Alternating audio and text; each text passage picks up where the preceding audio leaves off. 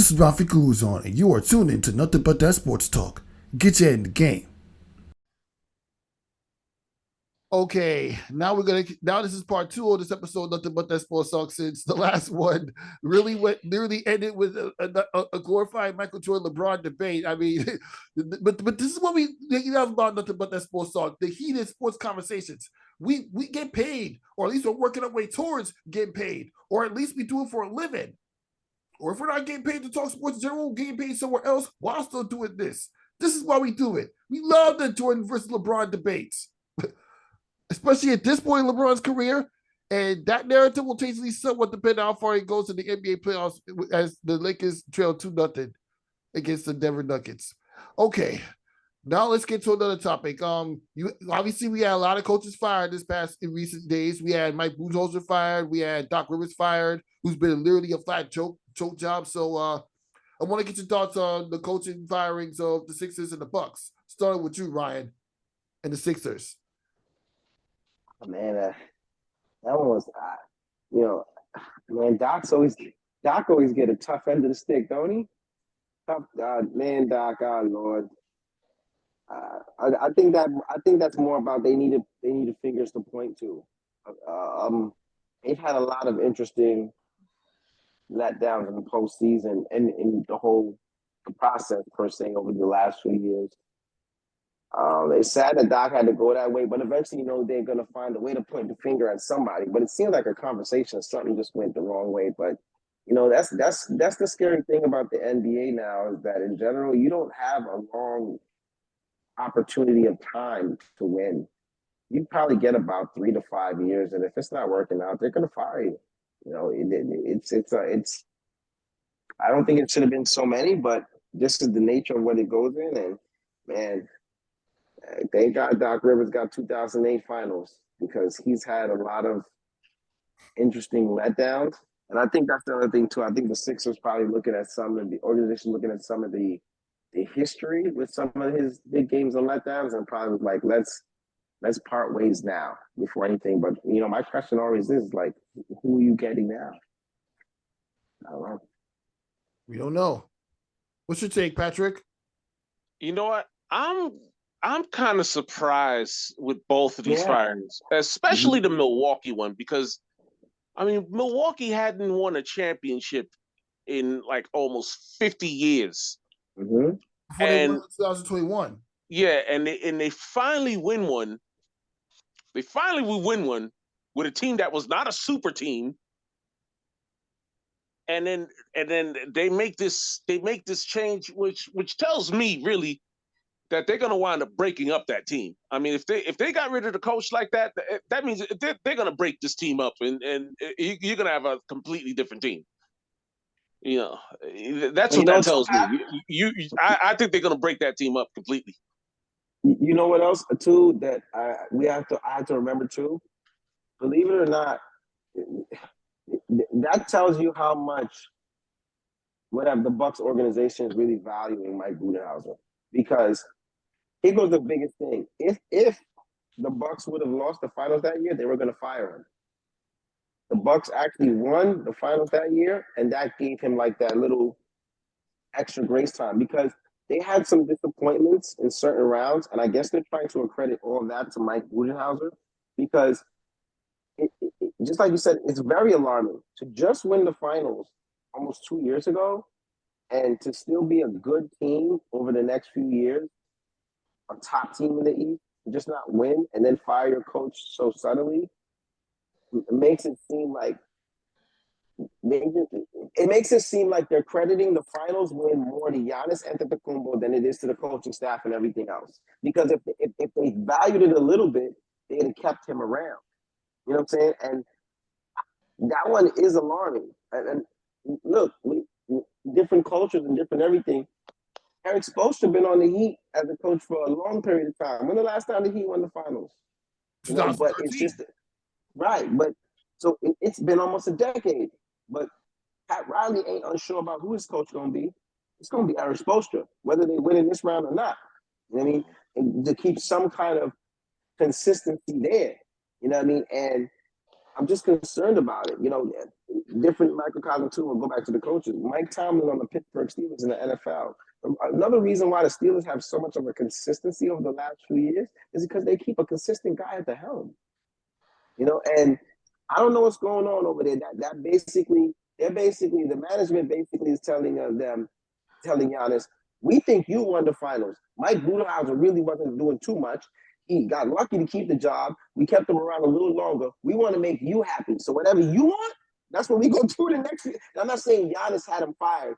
I'm just saying that the organization, and that's what I'm telling you, the ISA, that right now they're just concerned about making Giannis happy. Because they're gonna break that team up. They're breaking that team up. I can guarantee you, they're gonna break that team up. That team's gonna have a very different core by next year. You're gonna see a completely different core. You're not gonna see those same guys on that team. They gotta get a different core. No, they're going to. They're absolutely going to. I can guarantee it. I guarantee that team's gonna have a different core by next year. Brook Lopez is an unrestricted free agent. Chris Middleton has a player option for next year, but obviously Giannis is gonna try to talk him into getting the band back together. So yeah, there's that. No, they're gonna break that team up. I guarantee it.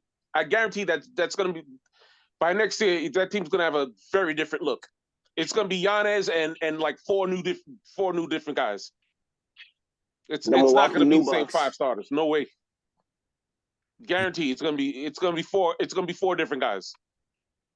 Yeah. And Williams. Thanks. It's gonna be very interesting. Guys. Well, yeah, no, they're gonna break that team up, but guaranteed. The moment they can start making trades, they're gonna start making trades all over the place. Yep. All right. Onto some quick talks. I mean, well, we know Miami's having this Cinderella story. Onto some quick topics to talk about. We know Miami Heat's having the Cinderella story in the NBA playoffs. Yes. Or if that's what you want to call it, or at least in my mind it is. How about the Florida Panthers? They made it all the way to the Eastern Conference Finals and currently going up against the Carolina Hurricanes as we speak. Yeah. Florida took out Boston Bruins. Yeah, you know what? Yeah, I mean, I guess it's that kind of year, man. It's that kind of year. I mean, you're gonna have a new champion. And it took one game won against the Carolina Hurricanes. 3-2. Wow. Yeah. You know, my Rangers messed up everything, man. The Rangers was doing all right, man, and then they messed up every damn thing. Yeah, so it's up in the air, right? It's up in the air right now. Yeah, they ran to the New Jersey Devils. Yeah. They messed up everything, man. Very interesting. So very interesting. Okay, on to the next topic. Well, the Mets finally ended their series losing streak. They took 2 out of 3 for the best team in baseball, the Tampa Bay Rays, at least to start the year. So thoughts? I mean, well, Ryan, I know you say you don't want to talk baseball, so I'm going to make it quick. Patrick, what are your thoughts? All right, well, I'm a Mets fan. I'm a big Mets fan. As a matter of fact, I'm going to the game on Saturday too. So I mean, damn, I mean, they needed to, because I mean, this team is the highest paid roster in the history of baseball. This team's payroll is the highest payroll ever. God bless. Ever in history. So for this team to go a month without winning a series is ludicrous, really. So this had better be, with the kind of money that this team is being paid, you better win like the next 20 in a row. You better win like the next 20. This is the highest paid roster ever in history. Ever. Well, you were just talking about it before about our New York Rangers, right? That's what we were talking about? Yes, yeah. Well, that was disappointing. God bless them. I hate them. Yeah. For losing to New Jersey. It's been a tough summer for hockey in New York. Yeah, that's neither here nor there. At least their future is bright. They do have a team that's going to come back next year with their collective core. They'll have a whole season with those guys together with the trades they made. Patrick Kane, Tarasenko, and all those guys. They'll be better next year without a doubt. But it's going to be a very disappointing summer.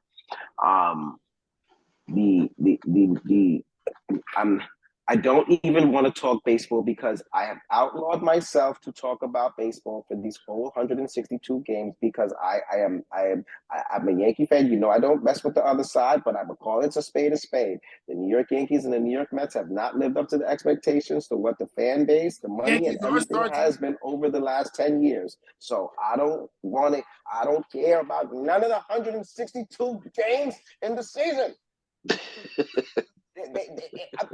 I'm sick of it. Anybody ever seen the movie Groundhog Day with Bill Murray? Yes, yes. Okay, and Rafique, if you've never seen it, because me and Patrick are old, we were born in the 1920s. Go back and please watch the movie Groundhog Day by Bill Murray. The same thing kept happening to him every day, over and over again, until a point where he started changing his fate day by day, right? To see what could happen. But the same thing kept happening until he noticed later on in the movie what he really wanted. He needed love. But eventually that's what changed the whole plot. Yada. I feel like it is Groundhog Day for the Yankees. I'm tired of it. I'm tired of it. I don't want to hear nothing from Mets fans either. I'm tired of your aspirations. Somebody called me in November when there's a parade. That's what I'm gonna want. That's all I want to hear from both teams because, yes, it is very. If the Yankees weren't just doing so much more better, Pat, so much better, I'd have more words for you about your high payroll baseball team that was absolutely horrific in the first month and a half of the season, but there's 110 games left. There's no reason to sell the farm, but it's still just so early. But to me, the expectations for the New York Mets and the New York Yankees mean nothing for the first 162 games. It's all going to be about, at this point, whether we know you can't win every year, it's about winning the World Series. And until one of those two teams do that, nobody cares. I don't care. Yeah. But to wrap up the show, this two-part show, how about talking about some WNBA as the 2023 starts nearly hours from now with my New York Liberty take on the Washington Mystics. And then on ESPN, you got the Phoenix Mercury taking on Los Angeles Sparks. So, Patrick, how long have you been following the WNBA? And what are some insights you can give for this upcoming season? Well, you know what? I followed the WNBA from when it first started. Really, the first year was 1997. Like I remember watching the first game. You know, I remember watching the first game. So, yeah, I mean, well, you got Vegas is the defending champion, right? Mm-hmm. But I think the Liberty, I think the Liberty is actually going to be a good team this year. Really, I think they could actually be a contender. They're going to the finals. I think they could actually be a championship contender. Actually, you know, I really do. I really do think they have a shot. Another thing too, man, I'm surprised. You know that the Connecticut Sun, they cut that LSU player, which was kind of shocking to me too. Sports, yeah, they cut. They cut her. I was kind of shocked to hear that too. I mean, come on. We gave you Rebecca Allen and the number 6 pick. You drafted Alexis Morris from the LSU Tigers championship team, and then you don't even she doesn't even make the roster. Yeah, that was kind of crazy. I did an interview with some of the coaches during the NBA coaches launch thing earlier this week, where I asked coaches about players that don't really make the roster, and they all said pretty much the same thing. They only allow, only 144 players are allowed to play in the league. That's why we add more WNBA teams. That's why we all keep preaching. So players that do get drafted, they actually have a roster to play on. But we always advocate for the ladies in the sports with all magnitudes. And I think I don't even think that the biggest discrepancy about adding more teams is economics and revenue. And if they add the teams to the certain areas, it's going to be up to the people in the city and the state to buy tickets, to fill up the stands, buy memorabilia, and keep them there. Why do you think you've had certain teams over the last few years travel? Like, there's no more Detroit Shock, is there? They're Tulsa, right? Nope. They went to Tulsa and they went to Dallas. Right. There you go. There's been certain teams. Las Vegas is not a team for no reason. Las Vegas as a city is a thriving city. You understand? And the team support. Have we just watched the Oakland Raiders leave Oakland and go to Las Vegas? Yeah, we did. Well, the Oakland A's about to go to Las Vegas too. The Oakland A's is about to go. 100%. Yeah, they're about to go to Vegas. And you brought up a good point. The Oakland Athletics and the fan base, they love the Oakland A's. They do. But the problem is that they're watching the game from home and they're not going to the games. if you're not, you know what? I respect. That's why I tell you I respect you, Pat, and I respect Mets fans. The Mets can be absolutely terrible. The Mets can lose 30 games straight. They have 40,000 people in the stands. Loyalty. They got 30,000 people at the games. 25 because the people still support and buy tickets. You have to come to the game, and if you don't, when they're bad, this is what's going to happen. The Knicks are fortunate. They are in New York and at 34th Street. You know how many years we've been bad? Too many. Tell me about it. Hey, but you know what? Here's the thing, dude. Here's the thing with the WNBA. The WNBA really, listen, the world is majority women. There's more women in this world than there are men. 100%. The big problem with the WNBA is women don't watch the WNBA in big numbers. That's the problem with the WNBA. Women watch the NBA at a much bigger number than they watch the WNBA. Exactly. It's scary. Women don't watch the WNBA. The WNBA does not make money. The WNBA actually loses money every single year. Correct. Exactly. But WNBA is not making money. The product from these women that play the games. That's why me as a black man covered the sport. And yeah, I mean, women have to start supporting the WNBA. Beginnings of Nothing But That Sports Talk, I interviewed a lady named, what's her name, Ariel Chalmers, for Bleacher Reports. She talked, I was just listening to an interview where she was interviewed by some guy named Alexander Hernandez, and she was talking about how she got started covering women's sports because during her days being a cheerleader for the New York Liberty and the New York Rangers, there was only one journalist covering the New York Liberty in the early to mid 2010s. Only one. When she didn't have access, she contacted her friends that played in the WNBA and interviewed the players. Like, seriously.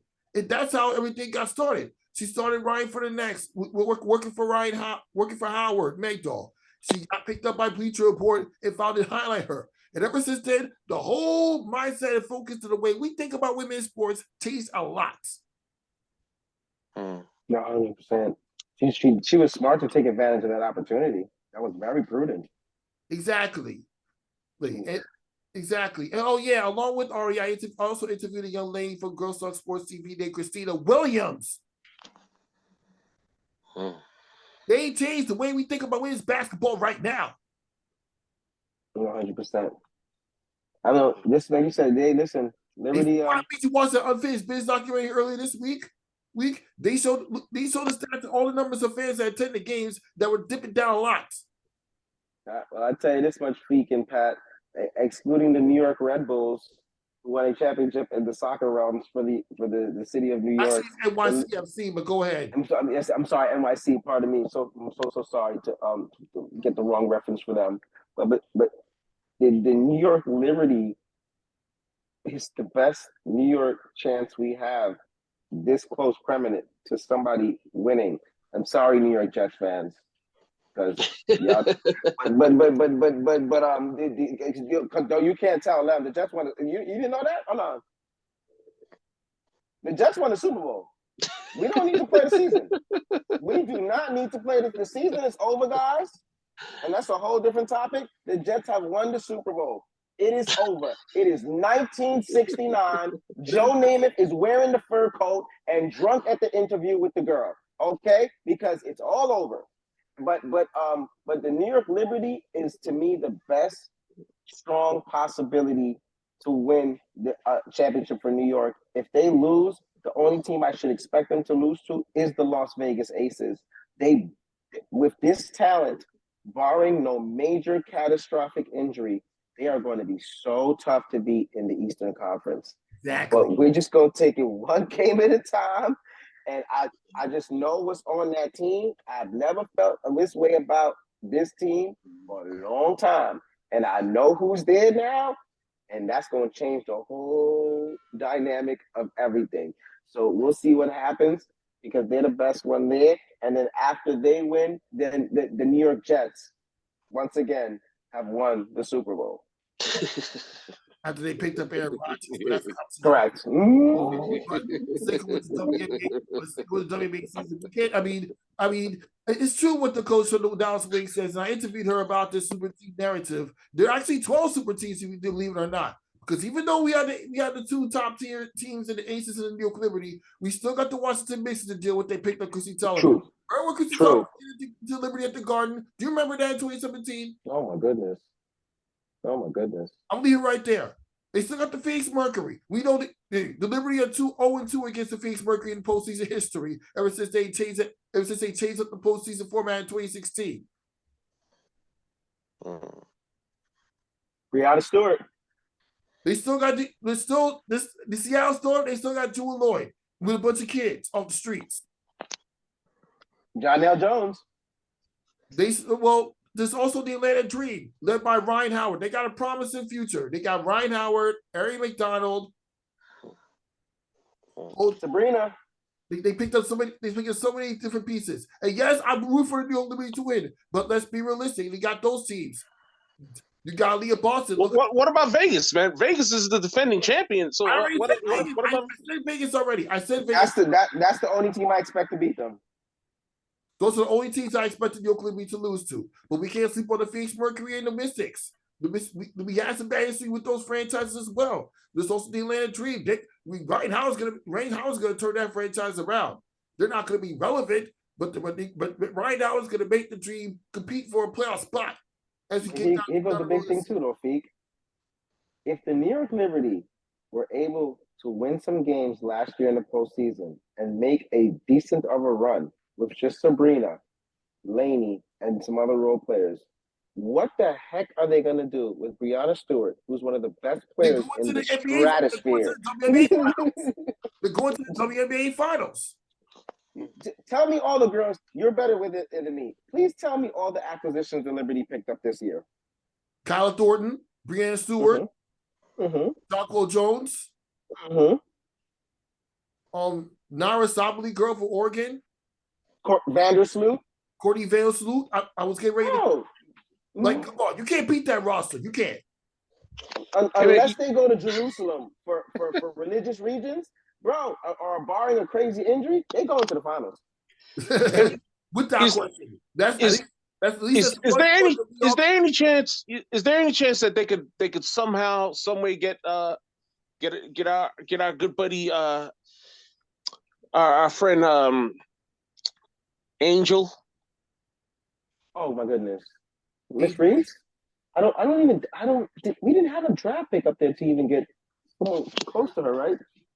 No, Angel Reese is not eligible for the WNBA for another year, but that's a. I know, but once she's eligible, once she decides to come out, you think there's any way that the Liberty can get her? The only way the Liberty are gonna get her is if they blow up that team and get a draft pick, get a draft for one of the top teams. But that's not gonna happen. That's not gonna happen. Maybe not even trade. Maybe trade. They could trade up and they don't have enough pieces. It's tough. He does get drafted and doesn't make a roster. That's the only way to pick that girl up. I don't blame you for thinking that Pat Angel Reese is a dog. You know Angel Reese has made like $2 million in like the last 2 months. You know that? She's made like $2 million. At the Sports Illustrated earlier. Yeah. She's doing that, but she's got like a whole bunch of other endorsements and all this other kind of stuff. She made like $2 million in like the last 2 months. She's a popular commodity. She's a very popular commodity.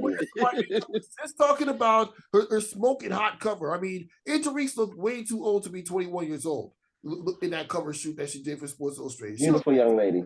whipping out all those bikini photos. She looks 25 or 26.